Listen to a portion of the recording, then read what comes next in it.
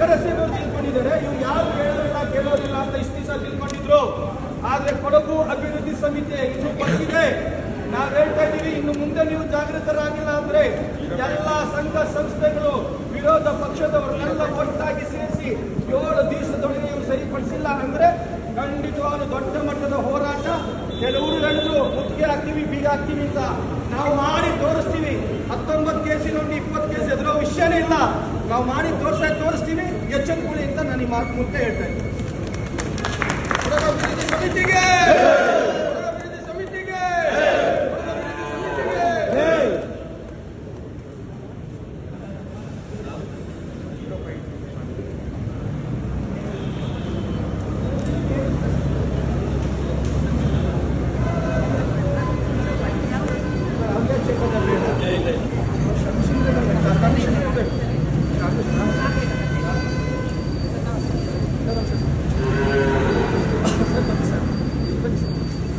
ನಮಗೆ ಮೂಲ ಪ್ರಶ್ನೆ ಸರ್ ತಮ್ಮ ಹತ್ರ ಕೇಳಕ್ಕೆ ಕೊಡಗಿನ ಮೂಲ ನಿವಾಸಿಗಳು ಇಚ್ಛಾಶಕ್ತಿ ಇರೋರು ಕಮಿಷನರು ಇವತ್ತು ಬೆಳಗ್ಗೆ 7 ಗಂಟೆಗೆ ಹೋಗಿ ಕೆಲಸ ಮಾಡುವಂಥದ್ದನ್ನು ನಾವು ಕನ್ನಡ ಕಂಡಿರುವಂಥವರು.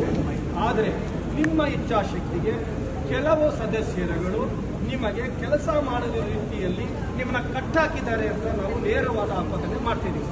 ಯಾಕಂದರೆ ಯಾವುದೇ ಕೆಲಸಕ್ಕೂ ನೀವು ಮುಂದೆ ನಿಂತು ಮಾಡುವಂಥವ್ರು. ಈ ಗಾಂಧಿ ಮೈದಾನದ ಮುಂಭಾಗಿರೋ ಕಟ್ಟಡವನ್ನು ನೀವೇ ಹೇಳಿದಿರಿ, ನೋಟಿಸ್ ವಿತರಣೆ ಮಾಡಿದಿರಿ, ಹಾಗೂ ಅದು ಅಕ್ರಮ ಅಂತ ಹೇಳಿದಿರಿ. ಇನ್ನೂ ನಿಲ್ಸಕ್ಕೆ ನಿಮ್ಮ ಕೈಲಿ ಆಗ್ತಾ ಇಲ್ಲ ಅಂದರೆ ಯಾಕೆ? ಒಂದನೇ ಪ್ರಶ್ನೆ. ನಿಮಗೆ ಶಕ್ತಿ ಇದೆ, ಆದರೆ ನಿಲ್ಲಿಸಬಾರ್ದು ಅಂತ ಕುಮ್ಮಕ್ಕು ನೀಡಿ ನಿಮಗೆ ಕಟ್ಟಾಗ್ತಿರುವಂಥ ಪಕ್ಷವಾದರು ಯಾವುದು? ನೇರವಾದ ಆಪಾದನೆ, ಪಕ್ಷವಾದರು ಯಾವುದು? ಅದು ನಮಗೆ ನೇರ ಉತ್ತರ ಕೊಡಬೇಕು. ಎರಡನೇದು, ನೀವು ಮಾಡ್ತಿರೋ ಕೆಲಸ ನಮ್ಮ ಕ್ಲೀನಿಂಗ್ ವಿಷಯದಲ್ಲಾಗಲಿ ಅದರ ಬಗ್ಗೆ ನಾವೇನು ಮಾತಾಡಲ್ಲ. ನಾವು ನಿಮ್ಮ ಹಿಂದೆ ಇದ್ದೀವಿ, ತೋರಿಸ್ತಾ ಇದ್ದೀವಿ. ತೋರಿಸಿದ ಕೆಲಸವನ್ನು ನೀವು ಮಾಡಿಕೊಡ್ತಿದ್ದೀರಾ, ಅದ್ರ ಬಗ್ಗೆ ನಾವೇನು ಮಾತಾಡಲ್ಲ. ಚರಂಡಿ ವಿಷಯ, ಹಾಗೂ ರಸ್ತೆ ಗುಂಡಿ ಮುಚ್ಚೋ ವಿಷಯ, ಹಾಗೂ ಮೀನು ಟೆಂಡರೀಕರಣ, ಮರು ಟೆಂಡರೀಕರಣ ಪಾಲ್ದವರು ಬಡವರು ಮಾಡ್ತಿದ್ದಾರೆ. ನಿಮ್ಗೆ ಅದರಲ್ಲೂ ಇಚ್ಛಾಶಕ್ತಿ ಇದೆ. ಆದರೆ ಕೆಲವರು ಒತ್ತಡ ಹೈ ಅಮೌಂಟ್ಗೆ ರೇಸ್ ಮಾಡಿಸಿ ಕೊಡಿ ಎನ್ನುವುದು ಸಹಿತ ನಿಮ್ಮ ಮೇಲೆ ಒತ್ತಡ ಹೋಗಿದ್ದಾರೆ ಅಂತ ನಮಗೆ ಖಂಡಿತವಾಗಲೂ ಗೊತ್ತಿದೆ.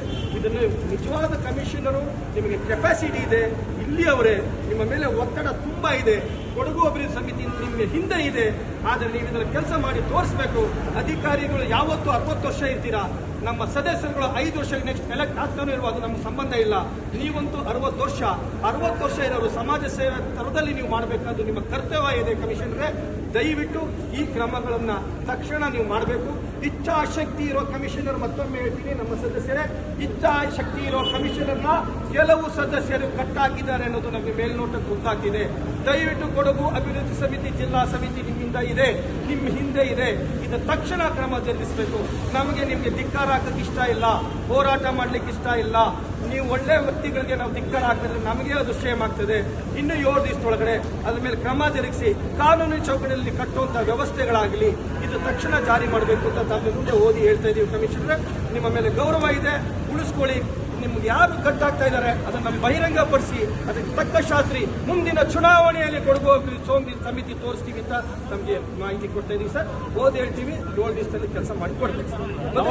ನಮಗೆ ಹೇಳಿಕೆ ಕೊಡ್ಬೇಕು ಸರ್, ಏನು ಅಂತ ಹೇಳಿಕೆ ಕೊಡ್ಬೇಕು ಸರ್. ನಾವು ಓದ್ಬೇಕಾ?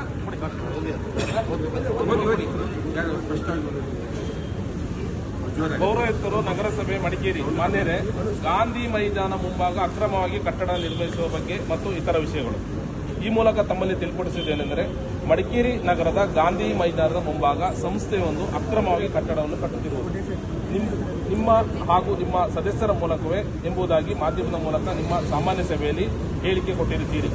ಆದ್ದರಿಂದ ಈ ಕೆಲಸವನ್ನು ತಕ್ಷಣ ತಡೆ ಹಿಡಿಯಬೇಕು.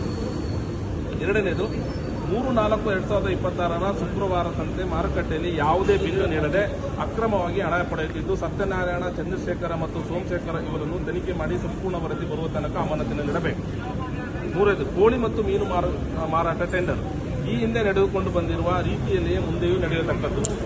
ಮಳೆಗಾಲದ ಮುಂಚಿತವಾಗಿ ರಾಜಕಾಲುವೆ ಹಾಗೂ ಚರಂಡಿ ಹೂಳು ತೆಗೆದು ಸ್ವಚ್ಛಗೊಳಿಸಬೇಕು. ರಸ್ತೆ ದುರಸ್ತಿ, ಗುಂಡಿ ಮುಚ್ಚುವ ಕಾರ್ಯಕ್ರಮ ಸಂಪೂರ್ಣವಾಗಿ ಮಳೆಗಾಲದೊಳಗೆ ಮುಗಿಸಬೇಕು.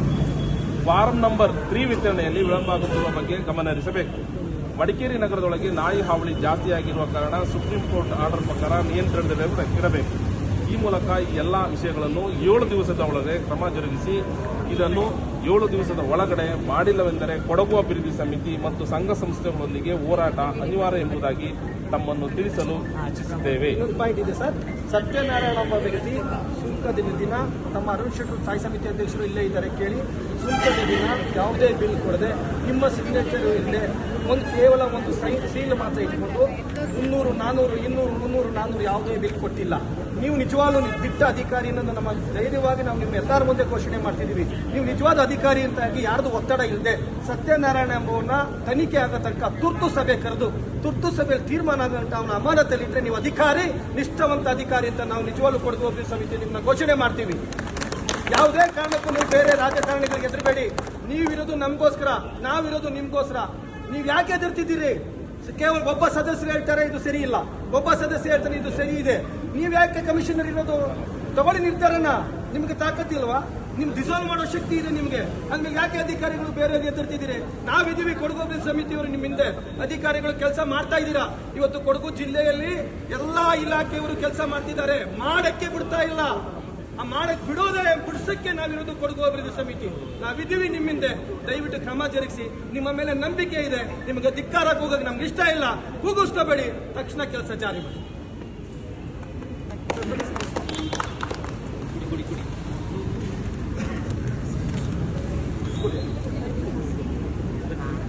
ಸರ್, ಕೊಡಗು ಅಭಿವೃದ್ಧಿ ಸಮಿತಿ ಜನರ ಸೇವೆ, ಜನಾರ್ದನ ಸೇವೆ ಅಂತಿರೋದು. ಇದು ಯಾರನ್ನು ಒಬ್ಬರಿಗೆ ಸೊತ್ತಲ್ಲ. ದಯವಿಟ್ಟು ನಮ್ಮ ಈ ಅಭಿವೃದ್ಧಿ ಸಮಿತಿಗೆ ಸ್ಪಂದಿಸಿ ಆ ಕಾರ್ಯಗಳನ್ನು ಕಾನೂನಾತ್ಮಕವಾಗಿ ಸರಿಪಡಿಸಬೇಕಂತೇಳಿ ನಮ್ಮ ಅಭಿವೃದ್ಧಿ ಪರವಾಗಿ ನಿಮ್ಮನ್ನ ಕೇಳ್ಕೊಳ್ತಿದ್ದೇವೆ. ನೀವು ಮಾಡ್ತಿರೋ ನಂಬಿಕೆ ಮಾಡಿ ನಮ್ಮ ಹೋರಾಟಕ್ಕೆ ಮತ್ತು ಇನ್ನು ಮುಂದಿನ ಹೋರಾಟಕ್ಕೆ ಆಸ್ಪದ ಮಾಡಿಕೊಡ್ಬೇಡಿ. ಇದರಲ್ಲೇ ನಮಗೇನಿದೆ ಅದಕ್ಕೆ ದಯವಿಟ್ಟು ಪಾಸಿಟಿವ್ ಆದಂಥ ಉತ್ತರವನ್ನು ಕೊಡಿ ಅಂತೇಳಿ ಮೂಲಕ ಕೇಳ್ಕೊಳ್ತೀವಿ. Thank you. ಇದೇ ರೀತಿ ನಮ್ಮ ಹತ್ರ ಇಲ್ಲಿ ತಾಯಿರೋರು ಬಂದಿದ್ದಾರೆ ಸರ್. 30 ವರ್ಷದಿಂದ ಇಲ್ಲೇ ಇದ್ದಾರೆ. ಪ್ರತಿಯೊಂದು ಕಾನೂನು ಇಂಚಿಂಚು ಗೊತ್ತು. ಯಾವುದು ನೀವು ಹೇಗೆ ಬೀಗ ಹಾಕ್ಸ್ಬೇಕು ಅನ್ನೋದು ತಾಯಿರೋರು ಗೊತ್ತಿಲ್ವಾ? ಯಾಕೆ ನೀವೆಲ್ಲ ಮಾಮೂಲಿ ಸದ್ಯಕ್ಕೆ ನೀವು 2 ಶೆಟ್ಟರ್ ಇಲ್ಲಿ ಬಂದಿದ್ದಾರೆ, ಧೈರ್ಯವಾಗಿ ಕೆಲಸ ಮಾಡೋ ಹೋರಾಟಗಾರರು ಇಲ್ಲಿ ಬಂದು ನಿಂತಿದ್ದಾರೆ. ಅಂಥವ್ರಿಗೆ ಸ್ಪಂದಿಸಿ, ಬೀಗ ಹಾಕಿ ನಿಲ್ಲಿಸಿ ಕೆಲಸನ. ಕಾನೂನಾತ್ಮಕವಾಗಿ ಅವನು ಲೈಸೆನ್ಸ್ ತಗೊಂಡು ಕಟ್ಲಿ, ಅರಮನೆ ಕಟ್ಲಿ. ಕೊಡಗಲ್ಲಿ ನಮ್ಗೇನು ಬೇಜಾರಿಲ್ಲ. ನಿಮಗೆ ತಾಕತ್ತಿಲ್ವಾ ನಿಲ್ಸಕ್ಕೆ? ಯಾಕೆ ನೀವು ಹಿಂಗೆ ಕಟ್ಟಾಕಿಸ್ಕೊಂಡು ಕೂತಿದ್ದೀರಿ? ದಯವಿಟ್ಟು ಕಮಿಷನರ್ ನೀವು ಹೆಚ್ಚಿಲ್ಲದ್ರೆ ನೋಡಿ, ನಿಮ್ಮ ಮೇಲೆ ಗೌರವ ಇದೆ. ಹುಟ್ಟಿ ಬೆಳೆದಿರೋರು ಒಂದೊಂದು ಇಂಚು ನಿಮಗೆ ಬಡವನದಿಂದ ಹಿಡಿದು ಶ್ರೀಮಂತನ ವರ್ಗ ತನಕ ನಿಮಗೆ ಕಷ್ಟ ಏನು ಗೊತ್ತಿದೆ. ನಿಮ್ಮ ತಾಕತ್ತು ತೋರಿಸಿ. ನಿಮ್ಮ ಜೊತೆ ಕೊಡಗು ಅಭಿವೃದ್ಧಿ ಸಮಿತಿ ಇವತ್ತು 45 ಜನ ಬರೀ ಮನವಿ ಕೊಡಕ್ಕೆ ಬಂದಿದ್ದೀವಿ. 4,000 ಜನ ಸೇರಿಸೋ ಕೆಪಾಸಿಟಿ ಕೊಡಗು ಅಭಿವೃದ್ಧಿ ಸಮಿತಿ ಜಿಲ್ಲಾ ಸಮಿತಿಗಿದೆ. ನಮಗೆ ಧಿಕ್ಕಾರ ಹಾಕಲ್ಲ, ಮಾಡಿಸ್ಬೇಕು, ನಾವು ಮಾಡ್ತೀವಿ. ದಯವಿಟ್ಟು ಈ ಕೆಲಸ ಮಾಡಿ ತೋರಿಸಿ. ಯಾರೇ ನಿಮಗೆ ಒತ್ತಡ ಹಾಕಿದ್ರೆ ನೇರವಾಗಿ ಯಾಕೆ ಬಂತು ಹೆಸರು ಬಹಿರಂಗ ಪಡಿಸಬಾರ್ದು. ಅದ್ಯಾರೋ ಭೈರತಿ ಸುರೇಶ್ ಅಂತ ನಂಗೆ ಹೆಸರು ಗೊತ್ತಿಲ್ಲ. ಅವ್ರು ಪ್ರೆಷರ್ ಇದೆಯಂತೆ ಕೊಡಗಿನಲ್ಲಿ. ಅವನು ಯಾವ ವ್ಯಕ್ತಿ ಪ್ರೆಷರ್ ಹಾಕಕ್ಕೆ? ನಿಮ್ಮ ತಾಕತ್ ನೀವು ತೋರಿಸ್ರಿ. ನಮ್ಮ MLAಗಳು ಕೇಳಿ ಈಗ ಹಾಕ್ಸ್ತೀವಿ ಅಂತ. ನಮ್ಮ MLA ನಮ್ಗೆ ಇಂಪಾರ್ಟೆಂಟು. ಅದು ಅವ್ನು ಯಾವನೋ ಒಬ್ಬ ಬಂದು ಫೋನ್ ಮಾಡಿಬಿಟ್ರೆ ಅದು ಅಲ್ಲಿಂದ ಇನ್ನೊಂದು ಸಾರ್ವಜನಿಕರೇ ಕೊಡಗು ಅಭಿವೃದ್ಧಿ ಸಮಿತಿ ನೀವು ತಿಳ್ಕೊಳ್ಳಿ, ಪ್ರತಿಭಟನೆ ಮಾಡ್ತಾರೆ. ನಮಗೆ ಭಯ ಇದೆ, ದಯವಿಟ್ಟು ಪೊಲೀಸ್ ಪ್ರೊಟೆಕ್ಷನ್ ಕೊಡಿ ಅಂದ್ಬಿಟ್ಟು ನನ್ನ ಮೇಲೆ ಮೊನ್ನೆ ಕೇಸ್ ಕೊಟ್ಟಿದ್ದಾರೆ, ಕಂಪ್ಲೇಂಟ್. ನೀವಿನ್ನೂ ಬೀಗಾನೇ ಹಾಕಿಲ್ಲ, ಆಗಲೇ ನನ್ನ ಮೇಲೆ ಪೊಲೀಸ್ ಸ್ಟೇಷನ್ ಕಂಪ್ಲೇಂಟ್ ಕೊಟ್ಟಿದ್ದಾರೆ. ನುಗ್ಗಿಬಿಡ್ತಾರಂತೆ. ನಮ್ಗೇನು ಸೆಕ್ಷನ್ ಗೊತ್ತಿಲ್ವಾ? ರೆಸ್ಪಾನ್ಸ್ ಗೊತ್ತಿಲ್ವಾ? ಅಲ್ಲಿ ಹೋಗ್ಬಾರ್ದು, ಅಧಿಕಾರಿಗಳು ಹೋಗ್ಬೇಕು ಅನ್ನೋ ಗೊತ್ತಿಲ್ವಾ? ಅಂತ ಅದು 4 ಜನ ಬೌನ್ಸರ್ಸ್. ಇತಿಹಾಸದಲ್ಲಿ ತಾಯಿರವ್ರೆ ಕೇಳಿದಿರ ಕೊಡಗಲ್ಲಿ ಕ್ಯಾಬ್ರೆ ಡ್ಯಾನ್ಸ್ ನಡೆಸ್ತಾವ್ರ? 4 ಜನ ಬೌನ್ಸರ್ಸ್ ಮಾಡಿಕೊಳ್ಳಕ್ಕೆ. ಬೌನ್ಸರ್ಸ್ನ ನಡಿಕೊಂಡು ಕೆಲಸ ಮಾಡ್ತಾವ್ರೆ ಅಂದ್ರೆ ನಿಮ್ಮನ್ನ ಹೆದರ್ಸಕ್ಕಲ್ವಾ ಕಮಿಷನರೇ? ಹೆದರ್ಬೇಡಿ, ನಾವಿದ್ದೀವಿ. ದಯವಿಟ್ಟು ಕಾರ್ಯಪ್ರವೃತ್ತರಾಗಿ ಜಾಸ್ತಿ ಮಾತಾಡಲ್ಲ, ಕೈ ಮುಗಿದು ಕೇಳ್ತೀವಿ. ಇದನ್ನ ಮಾಡಿ ಮುಂದೆ ಹೋರಾಟಕ್ಕೆ ನಮಗೆ ಅನುವು ಮಾಡಿಕೊಡ್ಬೇಡಿ. ನಮ್ಮ ಸ್ಥಾಯಿ ಸಮಿತಿ ಅಧ್ಯಕ್ಷರೇ, ನೀವು ಅವ್ರ ಜೊತೆ ಬಂದಿದ್ರೆ ಇದ್ರ ಬಗ್ಗೆ ಕ್ರಮ ಜರುಗಿಸಿ. ಏನ್ ಹೇಳ್ತೀರಾ ದಯವಿಟ್ಟು ಹೇಳಿ. ಮೊನ್ನೆ ಮೀಟಿಂಗ್ ಅಲ್ಲಿ ಅದನ್ನ ಕಾನೂನು ಪ್ರಕಾರ ಕ್ರಮ ಕೈಗೊಂಡಿದ್ದು ಹೇಳಿದಕ್ಕೆ ಆದರೆ ಪೌರಾಯುಕ್ತರು ಆ ಲೈಸೆನ್ಸ್ ಕ್ಯಾನ್ಸಲ್ ಮಾಡಲಿಕ್ಕೆ ತಕ್ಷಣ ಆದೇಶ ಮಾಡಿದ್ದಾರೆ. ಸೊ ಆದೇಶ ಏನಾಗಿ ತಕ್ಷಣ ಹೇಳಿದ್ದಾರೆ, ಸ್ಪಂದನೆಯನ್ನು ಮಾಡಿದ್ದಾರೆ.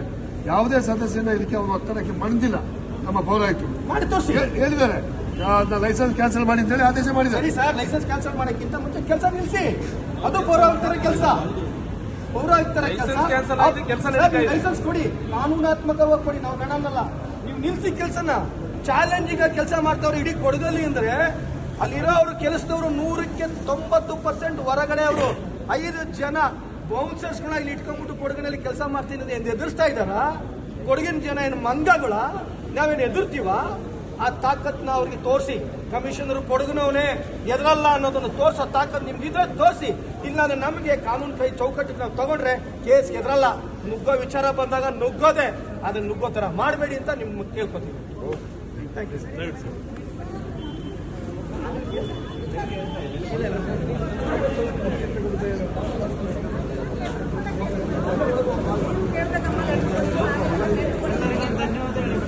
ಹಾಗೆ ಒಂದು ನಿಮಿಷ